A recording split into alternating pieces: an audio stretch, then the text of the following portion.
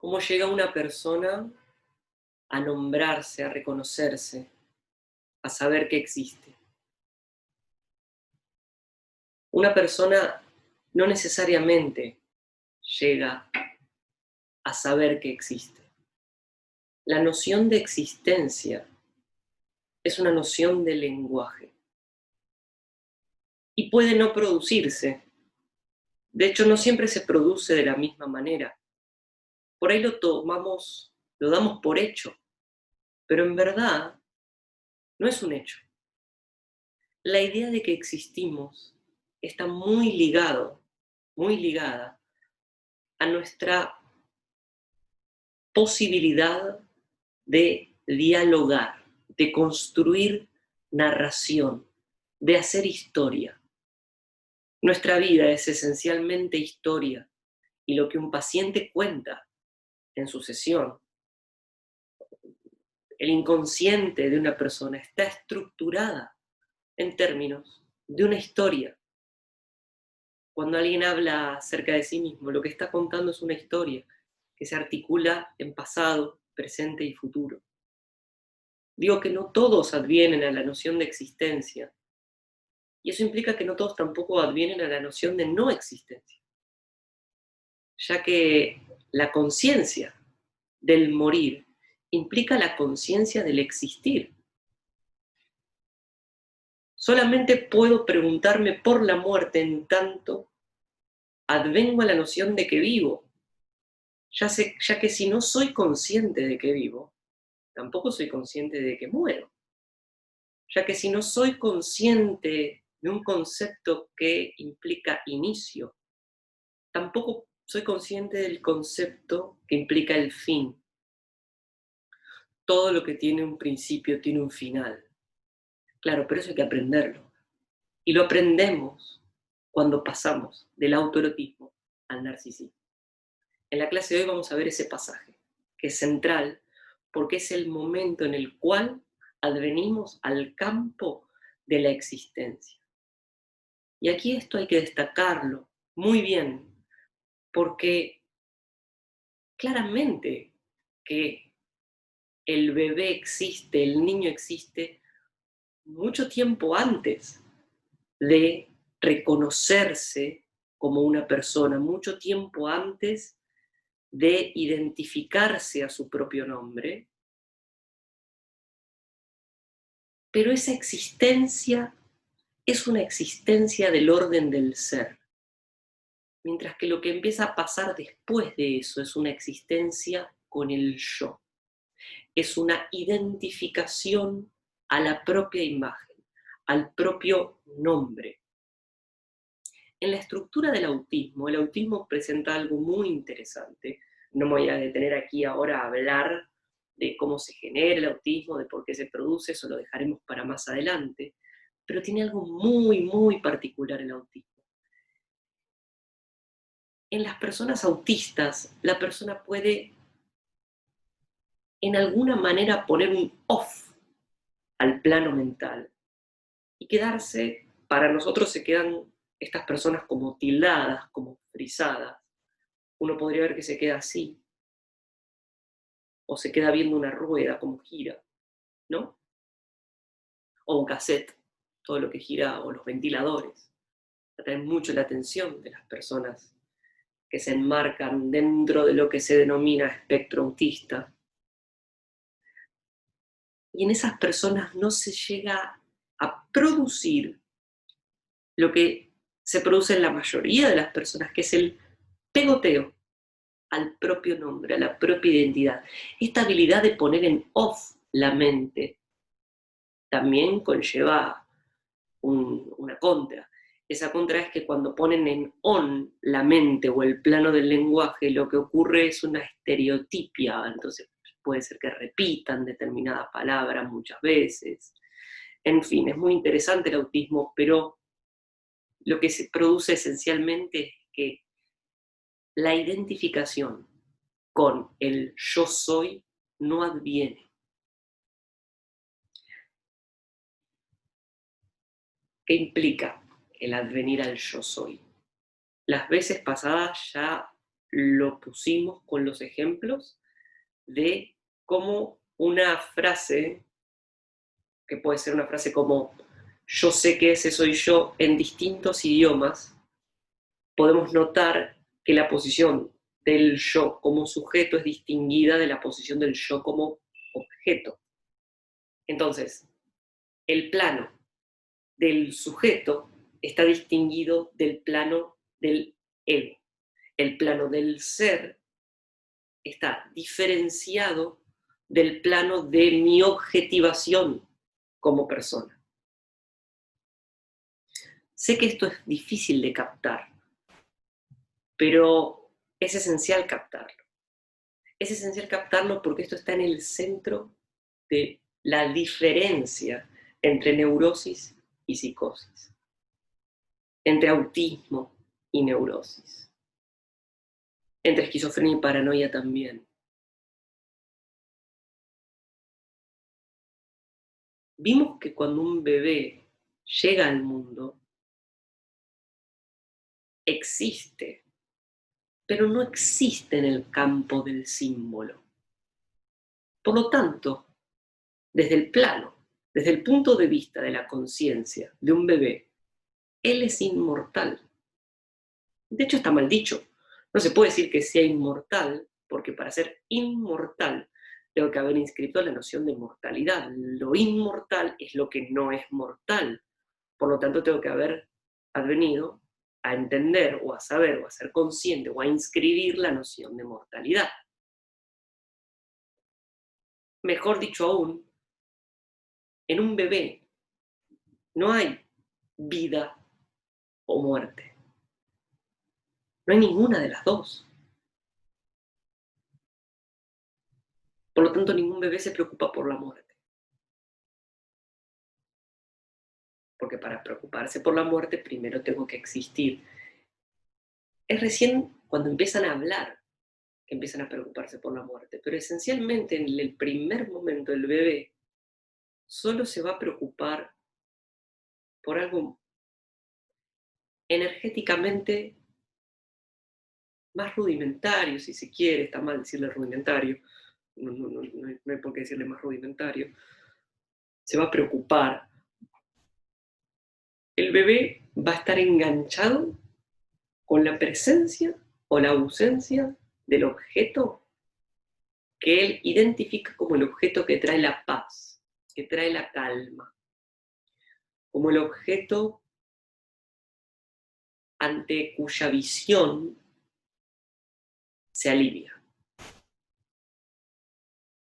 Pensemos que el bebé estaba adentro del útero, rodeado de líquido amniótico, que no respiraba por sus propios medios, que todo el oxígeno que recibía era el oxígeno que su madre toma del exterior. Por eso no está bueno que la mamá fume mientras está embarazada, porque justamente es lo que le va al hijo. Todo lo que la mamá haga le va al hijo. Básicamente son dos personas juntas, entonces todo lo que la mamá coma se divide en dos, todo lo que la mamá consuma se divide en dos. Es así. No respiraba por su propia cuenta, no comía por su propia cuenta. La alimentación no pasaba por el plano de las vías superiores, sino que estaba más ligado a las vías bajas. Se alimentaba directamente a través de la panza, por la conexión con el cuerpo de su madre, y de repente adviene un pasaje a otro plano. Hace poco llegó una pregunta de una de las compañeras del curso. Preguntaba si existen pulsiones en el feto. Claro que existen pulsiones en el feto. Pensemos que la noción de pulsión es un concepto abstracto que articula dos campos que en la cultura occidental fueron divididos. En la cultura occidental fueron divididos. La cultura occidental no es todo lo que hay en el mundo, pero en Occidente se cayó en esta falsa dicotomía, en este falso dualismo entre cuerpo y mente. El concepto de pulsión justamente está en el medio. Es un concepto fronterizo entre lo psíquico y lo somático. Muchos psicoanalistas aquí tienden a dividir la pulsión del instinto. Yo no estoy de acuerdo con esa manera de pensar el concepto de pulsión. Les puedo contar mis razones y puedo argumentarlas. Brevemente, yo no creo que haya ninguna ventaja en la actualidad en distinguir lo que es instinto de pulsión. En algún momento sí lo hubo, pero fue una necesidad discursiva de los años 60, 50, 60, que fue cuando Lacan enseñaba, que había habido una corriente de psicoanalistas que se habían biologizado. Y entonces habían absorbido el término der Trieb en alemán, Trieb, ¿se acuerdan que en algún momento lo dije? Con el concepto de instinct, que de hecho en inglés la palabra pulsión muchas veces se traduce por instinct. Y eso había dado lugar a confusiones. Pero había dado lugar a confusiones allá lejos y hace tiempo, hoy en día ya no. Todo el mundo sabe que el concepto de pulsión es un concepto que no es exactamente igualable al plano del instinto, porque obviamente implica una articulación con lo psíquico, aunque, sin embargo, está muy relacionado al concepto del instinto. Los traductores de aquel tiempo, con los que tradujeron pulsión por instinto a Inglaterra, eran analistas de primera categoría.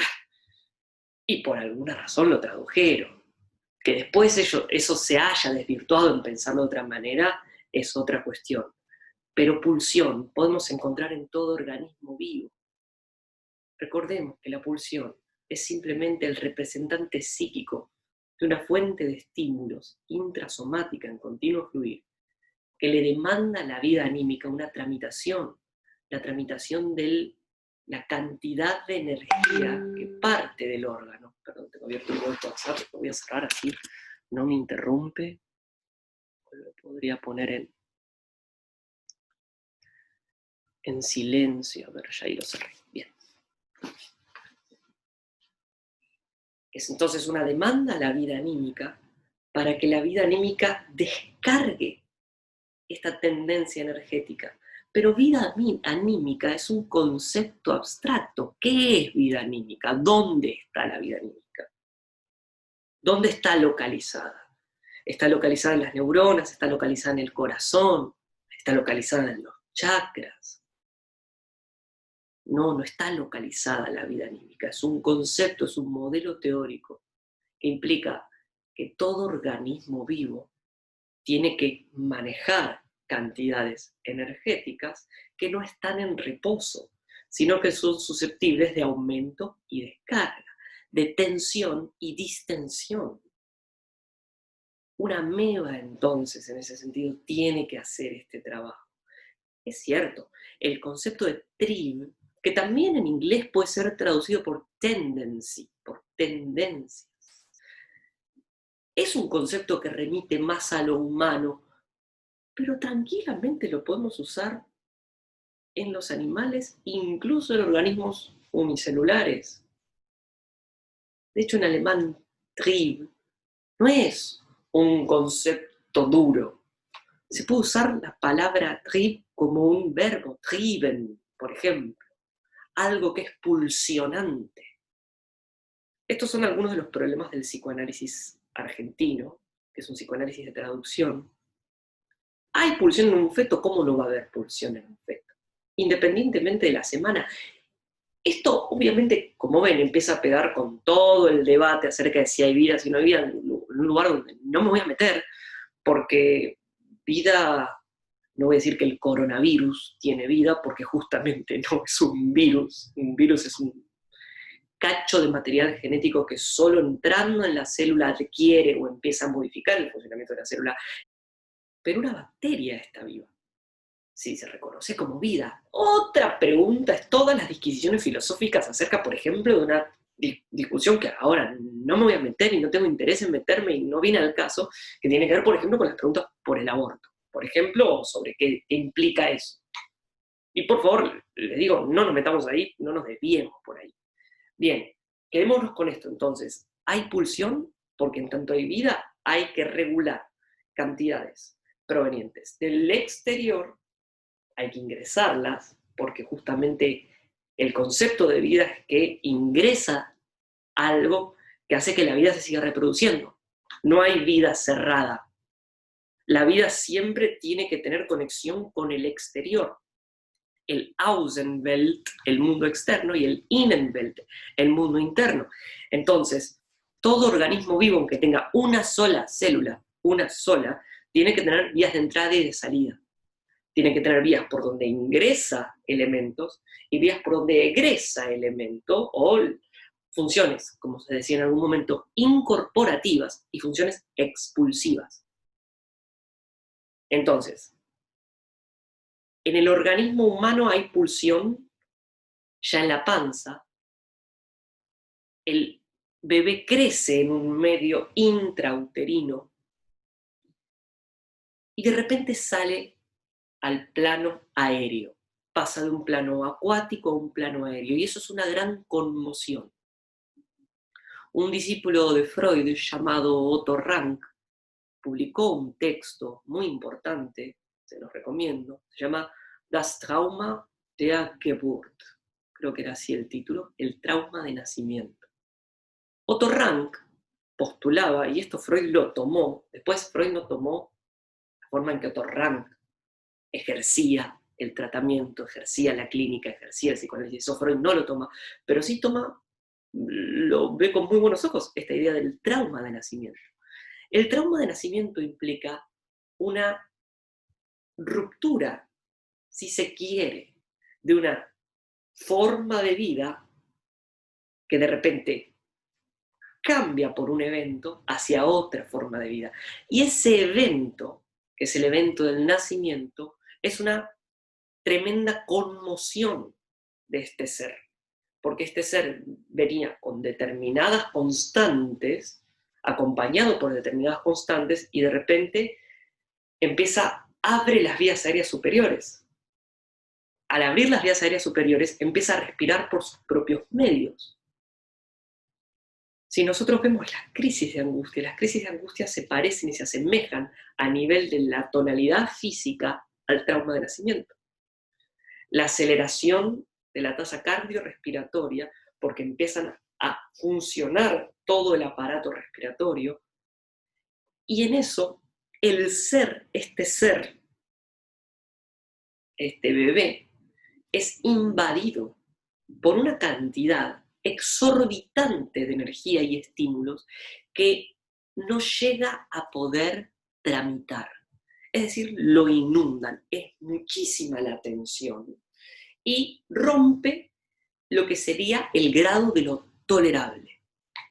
Grábense esto, a partir de ahora lo vamos a tomar así: un trauma es la ruptura de la barrera de lo tolerable. Yo puedo tolerar, supónganse, hasta 200. Una vez que estoy en 201, ya estoy en trauma. Estoy viviendo esa situación como traumática porque me ha colapsado mi sistema.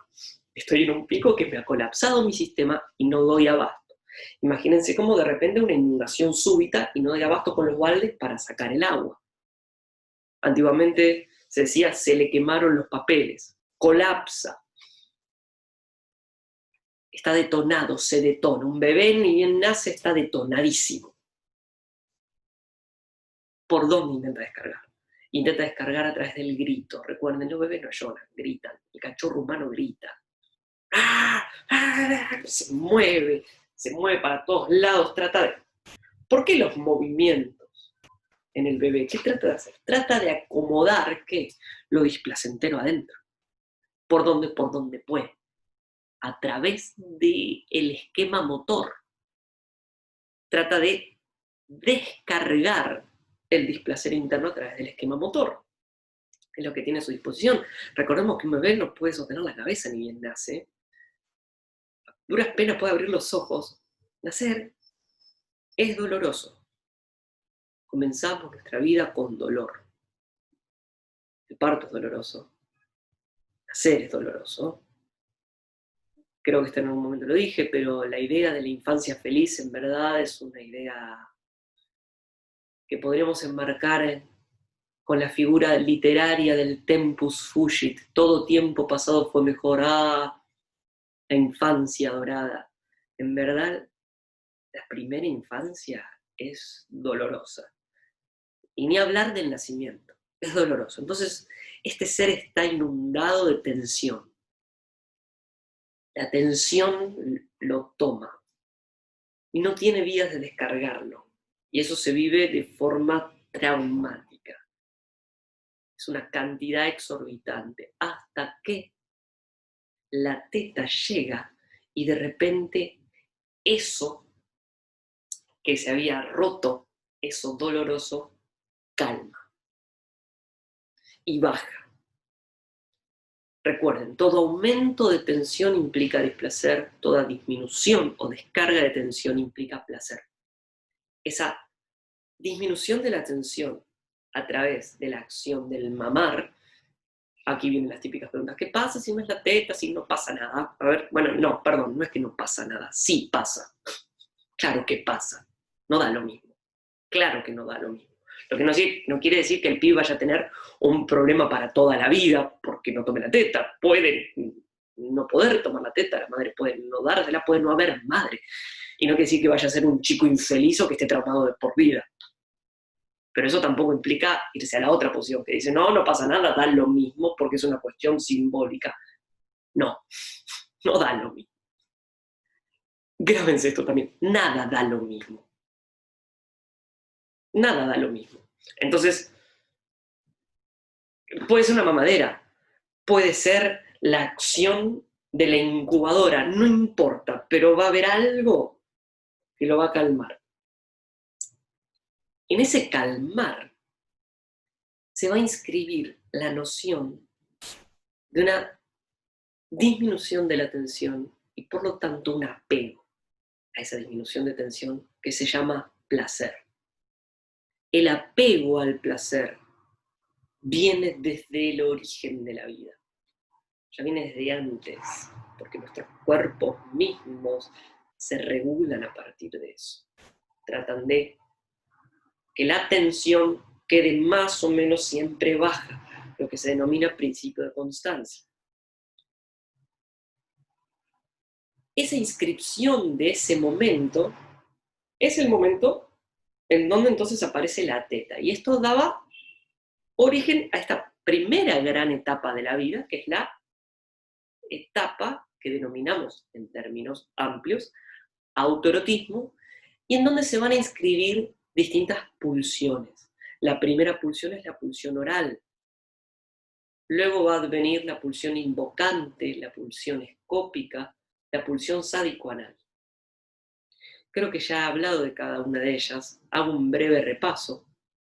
Repasar todo esto no está mal porque sé que son temas complejos.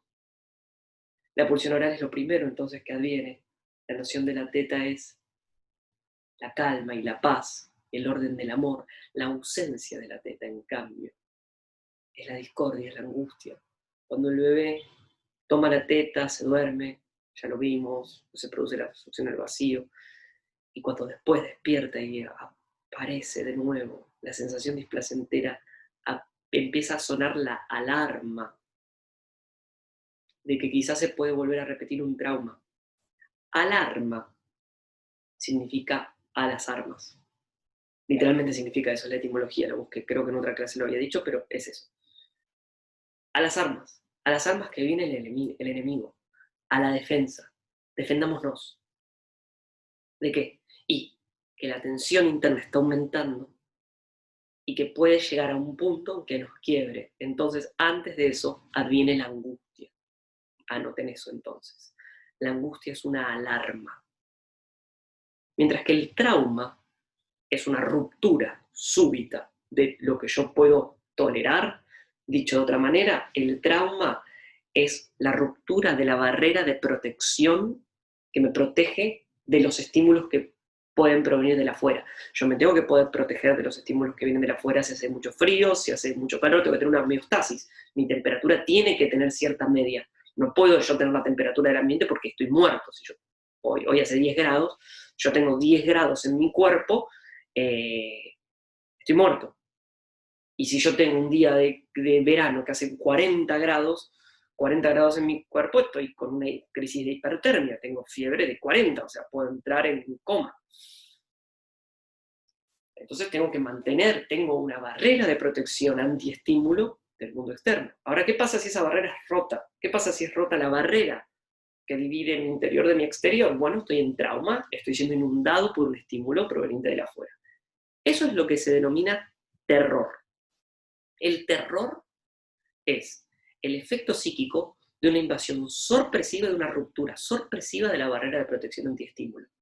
La angustia, en cambio, es la alarma o la señal de que esa barrera de protección antiestímulo puede ser quebrada. No es la ruptura en sí. Por ejemplo, hago un comentario sin ninguna incidencia política, voy a tratar de que no se devele tanto mi postura, pero con esta idea de que el pico de contagios estaría viniendo, justamente lo que aparece es angustia. ¿Por qué? Porque estamos en una sensación de alarma. No ocurre, no está saturado el sistema de salud, pero podría estarlo. Por lo tanto, alarma, alarma. Nenu, nenu, sirena. Distinto es a que eso ya esté ocurriendo y que ya estemos reventados. Esto también es algo clínicamente muy distinto. No es lo mismo un paciente angustiado a un paciente que está viviendo un trauma o que está viviendo una situación fea. No es lo mismo un paciente que tiene miedo a enfermar o un paciente enfermo. Nada que ver. No es lo mismo un paciente que tiene miedo a ser engañado a un paciente engañado. No es lo mismo un paciente que tiene que está angustiado por la incertidumbre de lo que podría pasar a uno que le están pasando cosas. No es lo mismo. Son dos aspectos diferentes. Finalmente, el otro aspecto psicológico que me gustaría que anoten ya para que ya lo tengan es el miedo. El miedo tiene siempre un objeto específico. El miedo entonces nos va a quedar enmarcado más del lado de las fobias. Por ejemplo, el miedo específico a que me entren a robar. Tengo una obsesión como que me entren a robar, no quiero que me entren a robar porque una vez me pasó, que bla. Bueno, el miedo a la cucaracha, el miedo a el COVID, etc. Tres afectos: angustia, terror y miedo. Suena la angustia en el niño, entonces el niño llora. Y al llorar, el llanto es interpretado por los otros de los primeros cuidades, por los otros de los pequeños cuidados, bueno, mi inconsciente a pleno, por los otros de los primeros cuidados, madre, tía, abuela, padre, tío, abuelo, etc., que interpreta el llanto del niño como un llamado, que interpreta el grito del bebé como un llamado. Quiere decir que tiene hambre, o que le pasa algo, que tiene cólicos, o que tiene hipo, y a veces no sabes ni qué carajo es que le pasa, y bueno, tenés que arreglártelas para encontrarle la vuelta al pobre cuerpo infantil que está teniendo estímulos internos y el bebé no sabe qué es. Entonces trata de descargarlos a través de el grito, del llanto. Bien, ahí viene la teta, la mamadera, el cobijo, el calor, las palmaditas para que tenga provechito y entonces descargar el gas contenido, etc. Eso va a dar lugar todo a una lógica pulsional, a una inscripción pulsional que va a estar atada a la tensión-distensión. Lo primero es lo oral, pero después se va a dar cuenta que la teta, que es ese objeto ante cuya visión él calma, porque se va a empezar a dar cuenta que entonces, si está angustiado y siente que hay alguna sensación de displacer que puede llegar a crecer, pero ve la teta por ahí dando vueltas, porque se ha dado cuenta que la teta está inscripta en un cuerpo. Entonces, al ver la teta ya se calma. También, al escuchar la voz de mamá se va a calmar después de un tiempo, al tener una sábana con el olor de mamá, porque va a empezar a inscribir en la figura de mamá o de aquella persona que cumple la función de maternaje, va a empezar a escribir las sensaciones placenteras de la contención, del amor, del está todo bien. Muchos adultos que necesitan vivir confirmando de que está todo bien, vivir confirmando, por ejemplo, de que son amados, vivir confirmando de que están todos sanos, vivir confirmando de que nada malo va a pasar, oscilan en un estado muy parecido al del bebé, oscilan en estados de fuerte desamparo. Mi novia no me respondió, me clavó el visto, le habrá pasado algo, no me ama más. Entonces me hago la película de que no me ama más. Y entro en una sensación displacentera, fea. Y después cuando me llega el mensaje, ha vuelto la teta, ha vuelto la calma, ha vuelto la armonía, ha vuelto el amparo. He vuelto a casa, estoy en el hogar, estoy cobijada.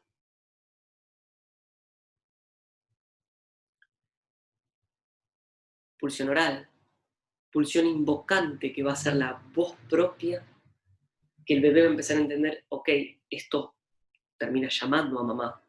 Y la voz de mamá como un registro, o el canto de mamá como un registro de su presencia, y por lo tanto la presencia de la teta. Acordémonos, todavía aquí no hay concepto de niño, no hay concepto de madre.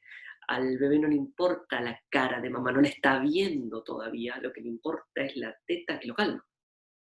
Ni siquiera es la teta entera, es la unión entre su propia boca y el pezón que genera que un líquido que se le mete adentro de repente le produce sensaciones placenteras y de calma. La cara aparece después. ¿Cómo? Aparece cuando el bebé se queda fascinado con la cara del otro, se lo queda mirando y empieza a esbozar la sonrisa social, diagnóstico diferencial con la estructura del autismo. En el autismo no hay sonrisa social. Saben que antiguamente uno de los diagnósticos diferenciales para la estructura del autismo era la ceguera, porque uno no sabía si el chico era ciego o que nada, que no estaba conectando socialmente con el otro. ¿Saben que tengo la sensación de que esto ya lo dije? Nota al pie, yo edité las clases anteriores, que eran clases que yo ya tenía grabadas, las fui parcelando para que no fuera mucho, para no bombardearlos mucho con todo. Tengo la sensación de estar repitiéndome, es probable que me esté repitiendo, tampoco está mal que me esté repitiendo, porque son temas que está bueno decir más de una vez, porque son temas complejos y que cualquiera que quiera avanzar en la comprensión de los fenómenos psicológicos los tiene que entender bien. Toda esta etapa del autoerotismo va a culminar con el pasaje a la etapa del narcisismo. Estas etapas no son etapas cronológicas, son etapas lógicas. Primero viene una y después viene la otra. Por lo tanto, la pregunta con respecto a en qué edad esto se produce es una pregunta que debe responder más bien la psicología evolutiva o la psicología que estudia específicamente el desarrollo del niño. En la Facu veíamos un autor que era para mí, perdón, pero un embole que se llamaba Gesell, no me acuerdo ni el nombre, y tenías que estudiar a qué edad el niño se sienta así, a qué edad sostiene la cabeza, a cuántos meses, a cuántas semanas, qué pasa primera semana, segunda semana. Bueno, al que le interese le paso data sobre eso. Las preguntas con respecto a la edad y todo esto que estamos viendo va a ser variable. Las preguntas entonces referidas a las semanas se puede ir a otro autor que lo que les acabo de decir. Pero estos son pasos lógicos. En algunos bebés, en algunos niños, esto se va a producir a los 2 años, en otros se va a producir a los 3. Va a variar.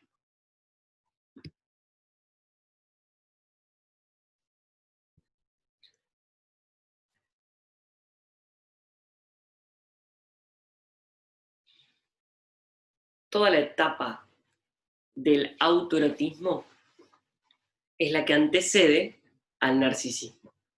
Y en el narcisismo, en la etapa del narcisismo, es cuando el sujeto va a advenir a la identificación con su yo, que es algo que se da de forma progresiva. En la etapa sádico-anal, cuando el niño está en ese momento entre controlar y no controlar esfínteres, que es una etapa que se denomina sádico-anal porque hay muchísimas tendencias agresivas que en verdad ya existían desde el bebé le muerde el pezón a la madre, o le tira manotazos y se enoja y hace berrinche, el niño que ya está con el tema del cerrar los músculos esfínteres para acceder al plano de la cultura porque los adultos se lo demandan, tiene muchas tendencias agresivas y muchas tendencias también de rechazo a esto que la cultura pide. Para todos los médicos que dicen que no existe lo psicosomático, que solo existen los bichos y lo bio y lo biológico, y son, como se denominan en el ambiente, biologicistas. No hay nada más psicosomático que el aprendizaje, que el aprender a ir al baño, que el aprender a hacer caca donde se debe. Nuestro aparato intestinal no está hecho para contener las heces de forma natural, si se quiere, si es que podemos decir que existe una forma natural, y no que esta es nuestra forma natural.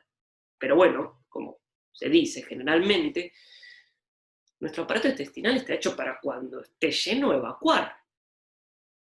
Pero es de aquí que la cultura viene y le pide al ser humano que aprenda a contener y que solo descargue o relaje los músculos esfínteres en los lugares socialmente indicados para hacerlos, que es lo que los arquitectos diseñan en nuestros edificios, desde que la cultura es cultura, desde la Mesopotamia. Por Mesopotamia me refiero al Tigris y Éufrates, obviamente, no a Entre Ríos, Corrientes y Misiones. Desde la Mesopotamia, desde los sumerios en adelante, lo que los arquitectos definen como baños adentro de los edificios, el lugar donde uno va a hacer caca y pis, que generalmente se segregan por género también, ¿no? Entonces tenés una puertita que dice masculino, que dice femenino, que te lo indican con un signo de varón y un signo de nena. Nene, nena. Habitaciones donde tenés que ir a descargar tu necesidad natural. Esto es enteramente psicosomático. Básicamente la cultura hace que un mecanismo que funcionaba a la perfección, porque ni bien se llenaba el intestino se vaciaba, se interrumpa, que el niño aprenda a cerrar el culo y abrirlo en la hora y en el momento en que lo tiene que abrir. Obviamente el niño eso lo va a rechazar por mucho tiempo. ¿Por qué? ¿Por qué tengo que hacerlo? ¿Por qué cuando mamá me pide? ¿Por qué no es cuando yo quiero? Cada vez que vean una mamá tironeando a un niño en la calle, que la mamá le dice, vamos para allá, y el nene se le planta, o la nena se le planta, y dice, no quiero, no voy, hace berrinche, y grita, y llora, es plena exteriorización de pulsión sádico-anal. Es como vos querés o como yo quiero. No, pero la película la última vez elegiste vos, ahora me toca a mí. Pero si finalmente siempre es como vos querés, nunca es como yo quiero. ¿Cómo es? La terquedad. Toda la neurosis obsesiva también va a derivar de aquí, toda la que tenga que ver con la plata, con lo pulcro, con la acumulación. Hay una conexión inconsciente entre dinero y caca, entre heces y caca, heces y oro, heces y riqueza. Como decía algún profesor de la facultad, los tesoretitos, en vez de tesoros, tesoretitos, que el niño de repente hace en, en, uf, en la vacinilla, y se los entrega a la madre en signo de, he aquí mi regalo, mirá mamá hice donde tenía que hacer, mirá mamá hice caca en donde debía hacer, en amor a vos, en honor a vos, no porque yo quise, porque vos me lo demandaste, porque vos me lo demandaste y me están domesticando. Enhorabuena que se lo domestica, porque si no tendríamos una sociedad que se anda cagando encima cuando cada uno quiere y no está bueno. Se entiende que esto no es una crítica social, desde luego, obvio. Es feo. Sería feo si no existiera la cultura, si no existiera ese vaciamiento del goce del cuerpo. Existieron un montón de tendencias post-psicoanalíticas que revivían ciertas corrientes filosóficas muy antiguas, que atacaron obviamente la idea de la cultura, ¿no? Que la cultura estaba mal, de que lo que había que hacer era no ser tan represivo con los niños. Obviamente que eso resultó en un espanto porque, querramos o no, somos bichos que estamos, si se quiere, entre lo más denso pulsional y lo más sutil o lo más trascendente de la creación cultural, intelectual, ¿por qué no? Y así lo veo yo, espiritual. Entonces estamos tironeados por dos polos, el polo del cuerpo y de lo carnal y el polo del espíritu y de la creación. Querramos o no, estamos en el medio. Y esto se ve porque cuando un niño crece en un ambiente donde no tiene una limitación, donde no hay un ordenamiento del cuerpo propio, cuerpo ajeno, se produce un nivel de padecimiento alto. Y después es muy común que eso se reconstruya en el interior de la persona como un superyo exacerbado, como es el caso de la neurosis obsesiva. Esto pasa un montón. Entonces, no es que esto se soluciona como tirando a la cultura, ¿no? Porque finalmente lo que la cultura apela a ser, y cuando digo la cultura, de nuevo, gente, acá se puede cambiar la palabra, no necesariamente la cultura, porque cuando decimos la cultura lo podemos ligar al saber de la antropología, de las estructuras elementales del parentesco. Yo no se lo voy a poner de este lugar, que es como yo lo entiendo. Más que la cultura, que el plano de la trascendencia y la creación espiritual implica un vaciamiento del goce corporal. Es bueno detener el principio de placer, porque eso nos permite acceder a la sublimación, que es lo más lindo que tenemos. Y es lo que más crea nuevas realidades para nosotros y para los demás. El plano del amor por el otro, o del estar conectado con lo que el otro necesita o le hace falta, el poder pensar en un otro, implica un suspender el propio placer. Implica un suspender el propio placer y pensar en lo que el otro necesita para mejorar. Es como cuando alguien ve un jardín que, como se dice, tiene amor, entonces las plantas están verdes y hay flores, un jardín luminoso. Bueno, ¿qué es el amor? ¿Qué es que esa persona le dio amor a su jardín? O cuando una persona dice lo cociné con amor, implica que le dedicó tiempo y atención. ¿Por qué? Porque cortó la cebolla chiquitita, porque pensó que a él no le gustan las aceitunas, entonces le hizo ella las empanadas sin la aceituna, a él, porque sabe que a él no le gusta y que le gusta así o asá, o él a ella, atajo por las dudas, o él a ella le cocinó y le prestó atención, puso amor. Y fíjense, atención y tiempo. El amor requiere las dos cosas, tiempo y atención. Sin eso, son esas dos cosas, no puede crecer la planta bien. El amor no es una corriente energética eh, tipo cazafantasmas, ectoplásmica, un rayo de energía que sale del pecho de alguien a otro. Es simplemente que alguien vio ese jardín y pensó, uy, esta plantita, acá está media caída, se cayó, yo la había puesto acá, ¿será que el sol no le viene tan bien? Mejor la cambio de lugar. No, sigue estando mal, le faltará hierro, le saca una planta, no, le saca una foto a la planta, te va al vivero, che, ¿sabes que tengo esta planta? ¿Le pasó esto? Sí, es la tierra, le tenés que remover la tierra y ponerle piedritas, entonces va, le remueve la tierra, le pone piedritas, y claro, el jardín cobra vida, florece. Bien, para eso la persona tiene que haber suspendido su propio goce más primario, sacarse a sí mismo y pensar en algo que no sea uno mismo. Eso es la sublimación. Ese es el concepto psicoanalítico de sublimación. Por eso, la cultura cuando viene y le demanda al ser, al cachorro humano, el abandonar los objetos pulsionales, es lo mejor que puede pasar. Es bueno que el bebé abandone la teta. Es bueno que los niños no duerman en la cama con mamá y papá. Si es que se puede, por ahí no se puede, porque hay situaciones habitacionales donde eso no se puede, pero se pueden otras cosas también, aunque no se pueda eso. Es una cuestión muy cultural, pero también que incide fuertemente en cómo los cuerpos se van formando. La teoría del colecho dice que es bueno que los niños se vayan de la cama de los padres cuando ellos lo deseen. Yo creo que eso es una barbaridad. Yo creo que muchos otros creen, piensan o ven, permítanme usar el verbo ver, yo veo que eso es una barbaridad. Hay algo del orden del perder en juego que constituye lo mejor que tenemos los humanos, que es la sublimación. Porque solo cuando no tenemos el placer en el cuerpo es que creamos. Esta idea de que el placer es bueno es una gran mentira. Y es una mentira en la cual está basada toda nuestra civilización.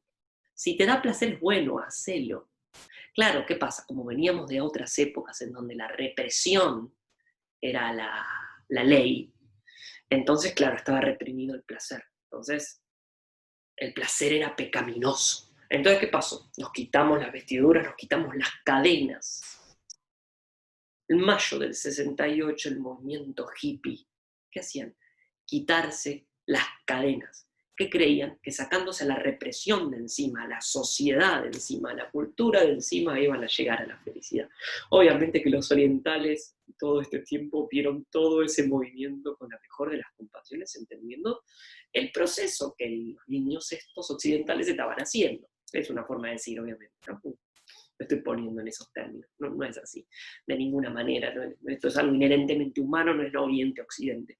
Pero bueno, ¿qué quería hacer el movimiento hippie? Quería liberarse de los límites de la cultura. Y la liberación a que llegó. Es interesante cómo cuando el HIV comienza a ser pandemia, se llamaba la fiebre rosa porque se la asociaba a las comunidades homosexuales. De hecho, hubo un tiempo en que se pensaba que el HIV estaba ligado a, ¿cómo se llamaba? La triple H. Era homosexuales, haitianos y heroin addicts. Por eso era el grupo de riesgo era la triple H. Factor de riesgo se dice ahora, grupo de riesgo, factor de riesgo, la triple H. Se entendía mal, obviamente no se entendía bien de qué iba el virus, pero fíjense cómo en el momento en que aparecía la píldora anticonceptiva y que el movimiento hippie promulgaba la liberación de las cadenas, la liberación corporal, la liberación sexual, y que bueno, todo el mundo a las orgías y al placer orgánico, de repente la naturaleza empezaba a shakear, a, a mover las bases de eso, y de repente algo que ese desenfreno era frenado, ¿no? Era frenado por algo de lo real, un virus, no era producido por nadie. Bueno, hay teorías que dicen que está producido, en fin, no me meto con eso. Eh, Creo que lo que estaba en juego era esto, ¿no? Que de nuevo se encontraba este movimiento con un tope, con un límite. Entonces, vaciar al cuerpo de goce, pensar o tener una posición más sabia con respecto al placer está bueno. Está bueno. Les decía, vivimos en una sociedad del placer, que te venden que si te da placer algo, mejor hacerlo. Esto es un gran error. Esta es una sociedad que, por ejemplo, idealiza el orgasmo. Ahora el orgasmo es lo más fugaz que existe en el mundo. ¿Cuánto dura un orgasmo? Un orgasmo dura menos de un minuto. Un minuto es un montonazo. Dura muy poco. En cambio está enmarcado. Y esto se ve un montón, por ejemplo, esto es un error muy frecuente. No puede ser, salí de la sesión y me sentí mal. ¿Para qué voy a una sesión? ¿Para sentirme mal? No. Yo voy a una sesión para sentirme bien. Error. Uno no va a una sesión de psicoanálisis para sentirse bien. Para sentirse bien está la marihuana, para sentirse bien están las drogas, hay un montón de maneras de sentirse bien, otros fármacos, no es para sentirse bien. El psicoanálisis es una cirugía de la propia mente. Por lo cual va a haber momentos en que sí, claro, uno habló de algo y uno se va muy liviano. Decís, uy, me fui re bien de la sesión, ay, qué alivio. Y otros días uno se va mal, porque se activó algo y es así. En una cirugía no se hace la cirugía para que el paciente se sienta bien, se hace para curar realmente algo que está adentro del cuerpo y hay que sacarlo. Entonces hay que abrir. Y el abrir duele. Bueno, en una sociedad que encumbra el placer como algo bueno, no lo hice porque me hace sentir bien. No, lo veo a él porque cuando estoy con él me siento bien. Después la trata re mal. O ella lo trata re mal a él, pero me siento bien. Sentirse bien. No. ¿Por qué suponemos que porque algo te hace sentir bien entonces es válido? O te da alguna ganancia. Comer helado te hace sentir bien, seguro, y está re bueno comer helado. A ver, gente, que se entienda bien, está re bueno pasarla bien. Pero una cosa es pasarla bien, y otra cosa es entender el límite que tiene el pasarla bien, el límite que tiene el placer, y entender que hay placeres mucho más elevados, placeres de otra índole, que tienen que ver no tanto con la satisfacción primaria, sino con satisfacciones de índole más culturalmente pucha, que pasan de lo más denso a lo más sutil, que van de algo más carnal a algo simbólico, a algo del orden cultural, a algo del orden de lo,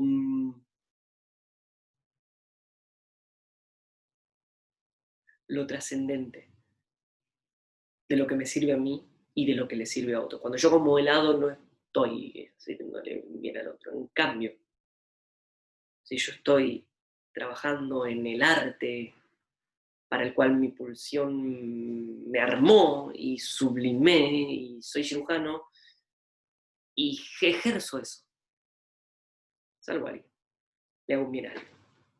De nuevo, coman helado, hagan todo. No es no hacer. Creo que se entendió, si no después aparecerá todo esto en las preguntas.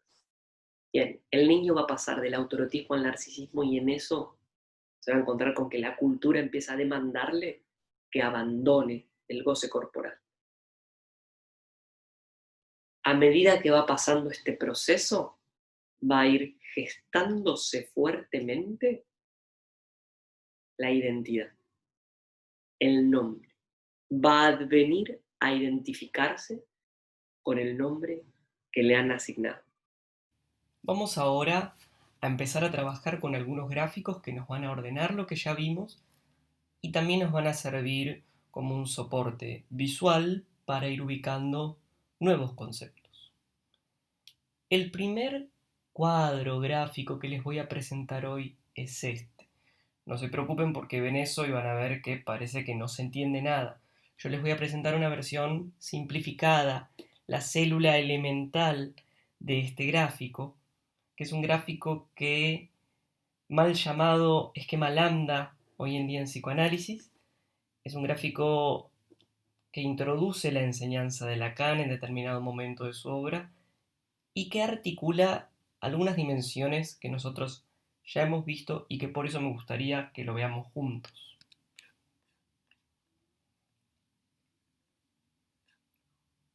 Una versión más resumida de este gráfico es esta. Vamos a ver aquí que existen, en lo que estamos viendo, 4 puntos denominados otro, con mayúscula, otro pequeño, S y un A. Por ahí no se nota que eso es una A, pero eso sería una A minúscula. Les cuento por qué estos términos están inscritos en estas letras. Como estos gráficos están tomados de la enseñanza de Lacan, la A mayúscula proviene de la palabra autre en francés, que significa otro. Otro, como ven al ladito de la mayúscula, otro con mayúscula, sería el gran otro. El A pequeño sería el petit autre, que de nuevo la palabra otro en francés autre, empieza con A, por lo tanto es una A pequeña. Pero nosotros vamos a ver una versión ajustada a nosotros de este gráfico para que lo entendamos bien. Habíamos visto recién que tenemos la palabra autre. ¿Y qué es el gran otro? Si ustedes ven, si siguen la flechita acá, van a ver que yo les estoy señalando ahora este punto en el esquema denominado otro de los primeros cuidados. El otro de los primeros cuidados es aquella persona que asiste al cachorro humano en el momento del nacimiento y que por lo tanto, gracias a la intervención de este otro de los primeros cuidados, ese cachorro sobrevive. Recordemos que el cachorro humano no sobrevive si no es por la intervención de un otro. Ahora, este esquema, tal como está presentado, entonces tiene 4 puntos. El otro de los primeros cuidados, el sujeto aquí arriba, o el ser, el yo. Recuerden que hay una diferencia entre el sujeto y el yo en tanto objeto. Lo habíamos visto como sujeto, ser. También habíamos visto los ejemplos de otros idiomas como el I, el ich, el je. A diferencia de lo que sería el ego, el yo como objeto, el yo a secas, el moi, el myself, el me, etc. La idea ahora entonces de esta última parte de la clase es tratar de explicar este gráfico y ver qué significa este gráfico. Pero para explicarlo vamos a pasar a otros gráficos que nos permiten ir construyendo esta imagen final. En este esquema vamos a ver en la parte de abajo, sigan la flechita, que tenemos de nuevo al otro de los primeros cuidados con una flecha dirigida hacia el plano del sujeto o del ser. Vayamos ahora a ver el esquema de arriba y vamos a ver que desde allí se puede ubicar, desde este esquema se puede ubicar lo que sería el trauma del nacimiento y el pasaje a la primera etapa de la vida, denominada autoerotismo. Verán en el esquema que la existencia anterior intrauterina atraviesa una flecha gorda, si se quiere, una flecha gruesa, implicando eso el momento del nacer, pasando por ende a la existencia corporal separada de la madre por parte del cachorro, derivando ello en la configuración del cuerpo a partir de lo que hemos denominado zonas erógenas. Este primer cuerpo, el cuerpo del autoerotismo, no es un cuerpo que se encuentra unificado, no es un cuerpo global, si se quiere, no es un cuerpo en conjunto como nosotros lo sentimos siendo ya adultos, sino que es un cuerpo fragmentado, es un cuerpo que está dividido en cachos o pedazos de cuerpo. El autoerotismo implica una anarquía de pedazos de cuerpo que atraen conciencia y que son grandes focos de pulsión. El primero ya lo habíamos visto, tiene que ver con el objeto boca y pezón,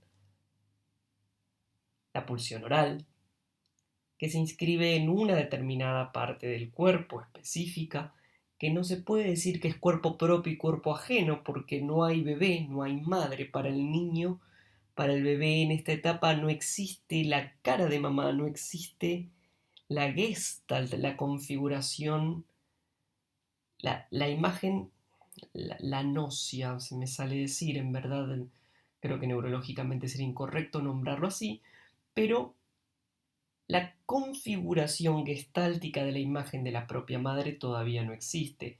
Lo que hay es simplemente la conciencia de la presencia o la ausencia de la teta. Y esta conciencia de presencia o ausencia está ligada a la conciencia del placer o a la conciencia del dolor. Está ligada a la conciencia de el desborde traumático de las cantidades excitatorias invadiendo el cuerpo inscrito en el trauma de nacimiento, como veíamos antes, y la vivencia mítica de satisfacción, que es ese primer momento en el cual la acción del mamar permite llevar al infante, al bebé, a un estado de calma, a un estado de paz. Por lo tanto, la conciencia en este primer momento, en el momento oral, en el momento posterior al nacer, es una conciencia, antes había dicho rudimentario, está mal decirle rudimentario, pero que es una conciencia que está atada a dos polos. El está todo bien y el está todo mal. Al polo de la presencia de la teta y por lo tanto puedo tener alguna cierta calma, o a la ausencia de la teta y por lo tanto la angustia, el desamparo, el displacer. Las otras zonas erógenas que se van inscribiendo en el autoerotismo están ligadas esencialmente primero a la teta, ya que lo escópico ya lo vimos, tiene que ver con la visión, lo invocante tiene que ver con el llamado, con la voz, y finalmente la etapa sádico-anal, en donde ya el niño estaría pasando a el plano del narcisismo. Recuerden que esto no es exactamente cronológico, sino que son tiempos lógicos.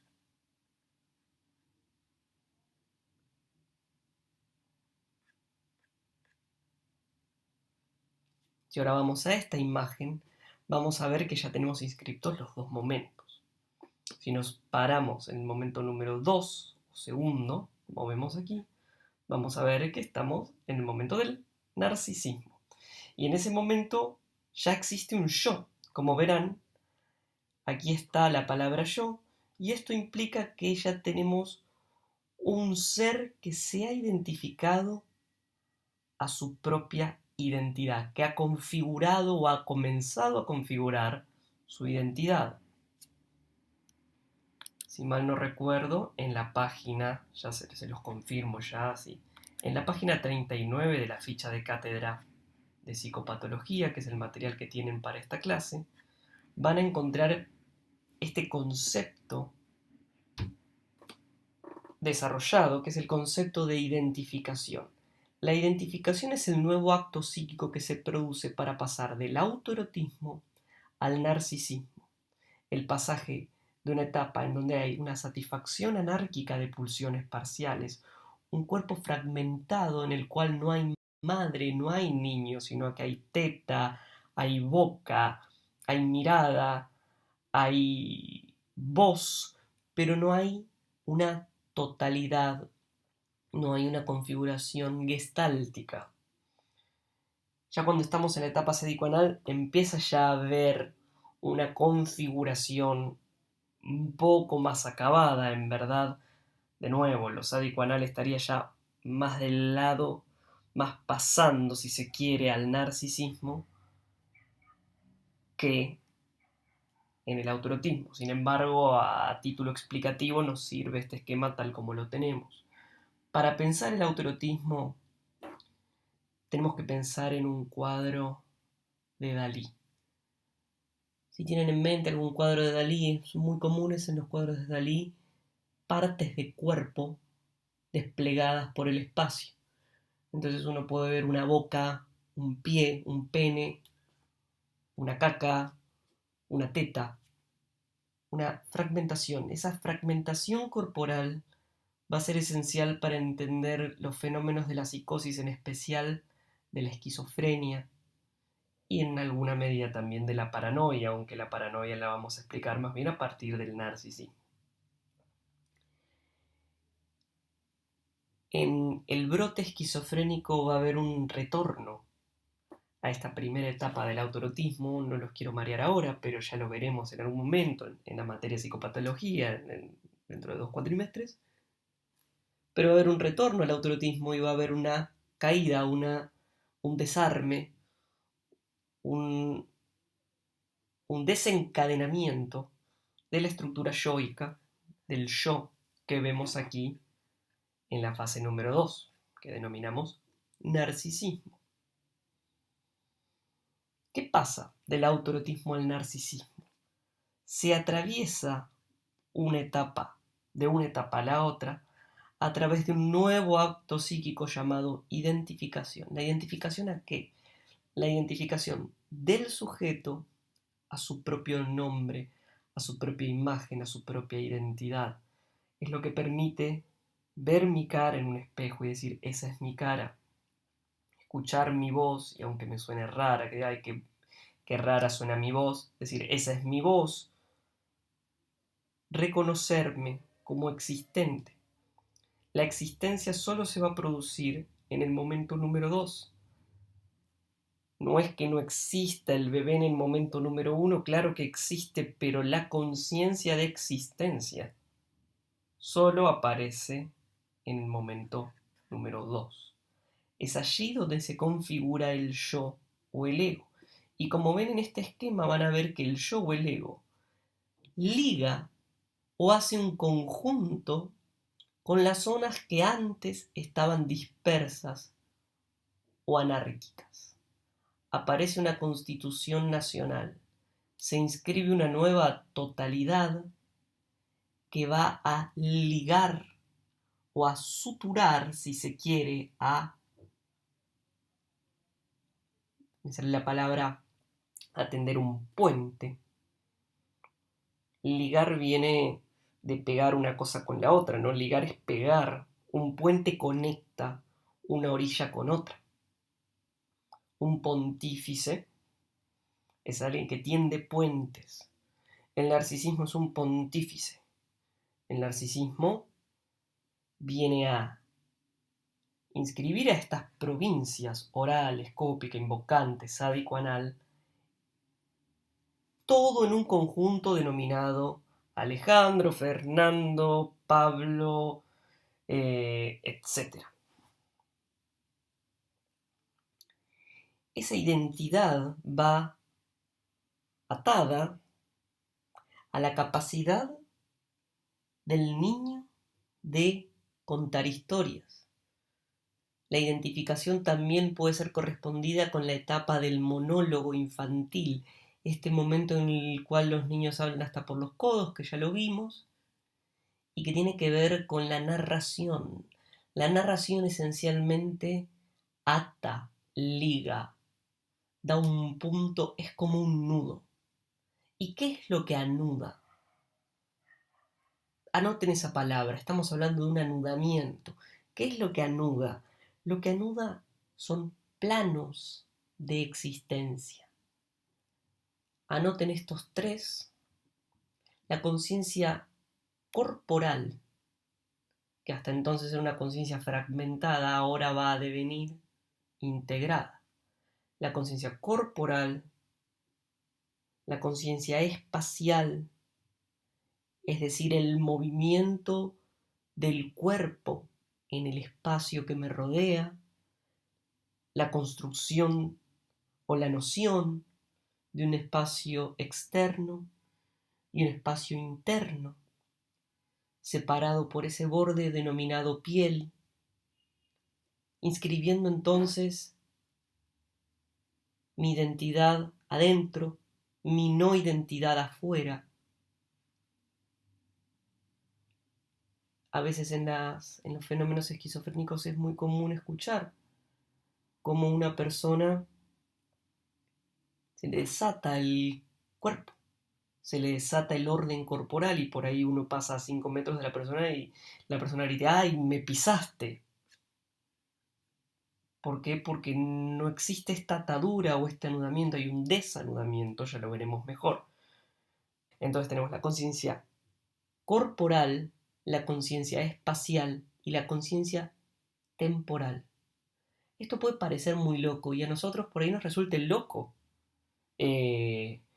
pensar que esto se tiene que construir porque hace bastantes años que vivimos en este plano. Entonces tenemos un anudamiento corporal, espacial y temporal. Bueno, algunos no tienen un anudamiento espacial, esto es un chiste. A ver, pero para que se entienda, mucha gente se lleva puesto todos los objetos, ¿no? Entonces hay gente que parece que no hubiera construido la noción de que los objetos no pueden ser atravesados, entonces va caminando y se choca las cosas. ¿Vieron lo que comúnmente se denomina gente torpe? Bueno, es gente que la conciencia espacial no está... No es que no está armada, claramente está armada porque tiene movimiento corporal. Mueven el cuerpo en el espacio. Pero a eso refiere la conciencia espacial. Bien, entonces se anudan estas tres, la conciencia temporal, la conciencia espacial y la conciencia corporal. Y el punto de Capitón, el anudamiento, lo que las ata, viene a ser este pasaje del autoerotismo al narcisismo y la inscripción del yo, la conciencia yoica. Más adelante vamos a ver que esto es un poquito más complejo, en verdad, ya que hay distintas formas de anudar lo anárquico del autoerotismo y construir una identidad. Y esto va a ser distinto en la psicosis, a diferencia de la neurosis barra perversión. Recuerden que neurosis y perversión son dos estructuras que van juntas. Pero entonces se va a anudar, ¿sí? Se va a anudar en la identidad. La identidad abrocha. La identidad anuda, encadena. Nosotros pensamos que por ahí esto de hablar de conciencia temporal, por ejemplo, es una locura, pero en verdad si lo analizamos un poco más a fondo, no es una locura. En verdad lo que nosotros consideramos que es el tiempo, este tiempo que ordenamos en números, los ordenamos a partir del nacimiento de Jesucristo. Esto es algo socialmente muy loco, pero así sucede. Contamos los años a partir del nacimiento de Jesucristo, si es que en ese momento fue que nació, y ordenamos una línea temporal que iría del pasado al futuro y que pasa por el presente. Lo cierto es que la humanidad no siempre se ordenó en torno a esta línea unidireccional del tiempo. De hecho, existieron sociedades donde el tiempo no fluye de forma lineal, sino que la conciencia se arma en torno a un tiempo cíclico, que son las culturas que en la antropología se han denominado culturas ritualísticas o civilizaciones ritualísticas. Muy interesante, en algún momento nos podemos meter con esto. Pero ordenamos el tiempo así, ¿no? El punto es que el tiempo no es una variable estricta, el tiempo cambia en relación a cómo uno se siente. Por ejemplo, si uno la pasa bomba, el tiempo vuela; si uno la pasa mal, el tiempo duele, tarda en irse. Si uno se siente mal, 1 minuto es 1 hora. Uno vuelve, o si uno está aburrido, uno no sabe qué más hacer, entonces uno ve el reloj. Cada 2 minutos, pero para uno pasaron 20. Y vos decís, uy, no, pasaron solo 2 minutos, esto es terrible, qué mal que la estoy pasando, tipo Gaudio. De hecho, mucha gente me ha contado que ahora en cuarentena, con esta modalidad de clases virtual, una novedad que mucha gente hace es agarrar los videos de las clases y aumentarles el tiempo, ¿no? Le aumentan la velocidad de la exposición para, para meter más clases en menos tiempo.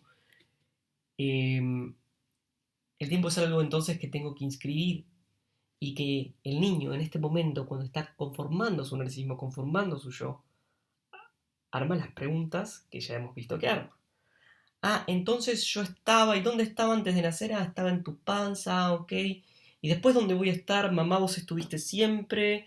Y el abuelo es tu papá. Entonces se empieza a armar un orden, se empieza la conciencia a atar a un orden en donde se identifica este yo, que recuerden, se identifica el nombre que el otro le da, se identifica esa historia y empieza a existir en esa historia.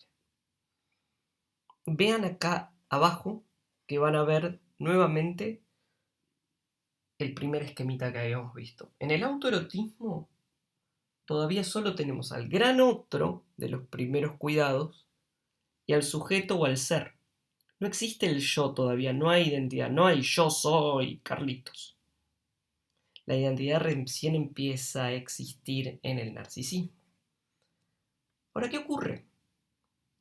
Cuando se conforma el yo, también se conforma el plano del otro yo, el plano del semejante. Vamos a volver ahora al esquema anterior. Originalmente entonces teníamos otro de los primeros cuidados que conforma al sujeto y que por esa relación se inscriben en el sujeto, en el cuerpo infantil, zonas erógenas. ¿De dónde devienen esas zonas erógenas? Devienen de esa relación singular con esa madre, ese padre, esa abuela, ese, etcétera, que aloja al cachorro. Ahora, ¿cómo uno aloja al cachorro humano? Y la madre, vamos a decir la madre, aloja al cachorro humano a partir de su propio inconsciente. Entonces, ¿cómo lo lava? ¿Cómo lo abraza? ¿Cómo lo acaricia? Todo eso va a estar determinado por lo que ella trae. Entonces va a ser esa singularidad la que va a inscribir o la que va a generar en el cuerpo del cachorro que ciertas zonas prevalezcan. Va a generar esa energética singular que denominamos configuración erógena. Ahora, no tan singular tampoco porque las zonas son universales. ¿Qué quiero decir con esto? Las zonas que implican un ingreso y egreso de energía e información entre el mundo externo y el mundo interno son todas zonas susceptibles de muchísima carga de energía, son todos los agujeros del cuerpo. Entonces, esos agujeros del cuerpo son disposiciones heredadas por el hecho de ser un cachorro humano, por el hecho de tener un cuerpo, y son zonas que son las 4 que vimos anteriormente que van a estar cargadas de libido. Ahora, cualquier sector de la epidermis o cualquier sector de la piel es susceptible de ser cargado de forma erógena, incluso órganos internos se pueden cargar de forma erógena. Todo el aparato digestivo, intestinal, todo lo que tiene que ver con lo que está en el interior, en el estómago, en el intestino, en el ano, etc. Todo eso empieza a fluir con una serie de sensaciones, descargas, tensiones y distensiones por ejemplo, en la constitución de hacer las necesidades expulsivas en donde se debe, la pulsión sádico-anal, constituye entonces esa matriz energética. Bien, pero en esta primera flechita, de nuevo, perdón, estoy señalando mal, en esta primera flechita del otro al sujeto se inscribe el autoerotismo entonces. En este plano, el ser no elige, sino que el bebé está completamente a disposición, a merced de ese otro y de cómo ese otro lo cuide, de cómo ese otro lo atienda. Este ser, este sujeto, tiene que aceptar la inscripción y la atención que ese otro le da, porque si no, no sobrevive. Volvamos al esquema anterior, disculpen que voy y vengo. Veámosle aquí. La flechita, originalmente, del gran otro al sujeto, era una flechita de línea directa. Ahora, cuando se pasa a la etapa del narcisismo, la flechita, esta, empieza a estar, discúlpenme, ¿dónde quedó el otro? Perdón. Empieza a ser punteada. ¿Por qué? Porque ahora se atraviesa lo que se denomina el muro imaginario. El muro imaginario va a advenir en el momento en el cual se constituya la identidad. Aquí lo tenemos de nuevo. Una vez que se conforma el yo, el plano del narcisismo, entonces aparece una barrera entre el otro, el gran otro y el ser. Esa barrera se denomina muro imaginario, es la barrera de la defensa, es la barrera de la censura, y es lo que hace que yo me identifique a mi nombre, me identifique a mi propio ego, a mi propia imagen. Entonces desde ahora vivo en el plano del yo a partir del narcisismo. Y al construir el plano del yo, constituyo el plano del otro yo o del yo semejante. Cuando una persona llega a análisis, habla, como todos hablamos, desde su propio yo. Yo soy esto, yo soy aquello, cuenta su propia historia. ¿Y a quién se dirige?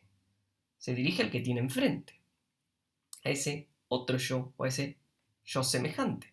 Cada vez que yo le hablo a alguien, sea que le hablo de forma virtual, presencialmente, o cada vez que me dirijo a una persona, le estoy hablando a un semejante, le estoy hablando a mi prójimo, le estoy hablando finalmente a otro yo. No puedo dejar de pensar cada vez que digo otro yo en la banda underpunk de los años 2000. Ese muro o esa defensa